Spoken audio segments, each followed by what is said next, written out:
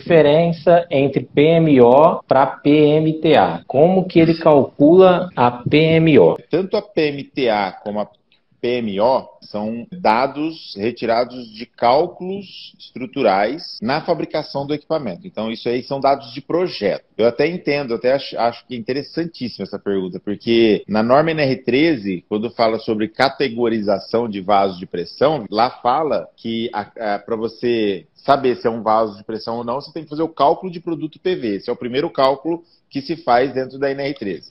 E o cálculo de produto PV é a pressão máxima de operação em kPa vezes o volume em metros cúbicos. Então, a PMO é usada para fazer essa categorização. Quando você usa para fazer o grupo potencial de risco, também, mesma coisa. É a PMO, que é a pressão máxima de operação, vezes o volume em metro cúbico. Só que aí a pressão máxima de operação em MPa, em megapascal, e não em kPa. Aí já é grupo potencial de risco, que você cruza com a classe de fluido para saber exatamente qual é a categoria do vaso. Então, quando você faz esses cálculos para obter tanto a PMTA como a PMO, são cálculos de fabricação, cálculos de projeto. O mesmo cálculo que se faz para a PMTA é um muito parecido que se faz para a pressão máxima de operação.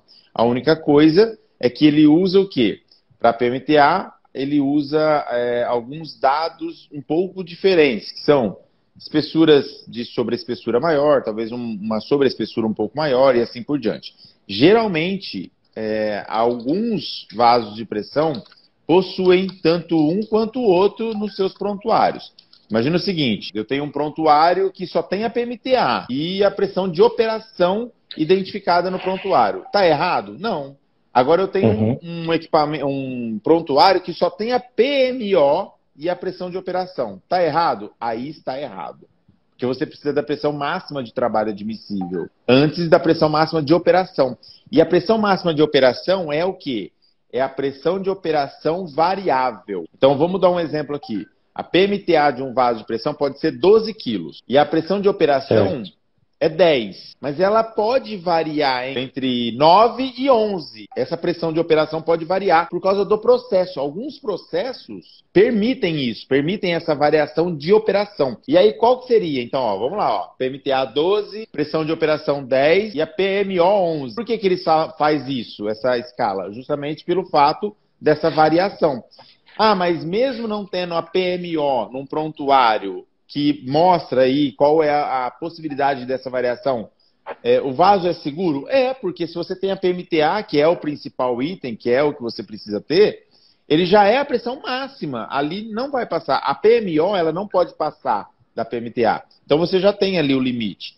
E a espessura mínima calculada, que você vai usar para efeito de comparação numa inspeção periódica, numa inspeção extraordinária, enfim, é a do cálculo da PMTA e não do cálculo da PMO. Por quê?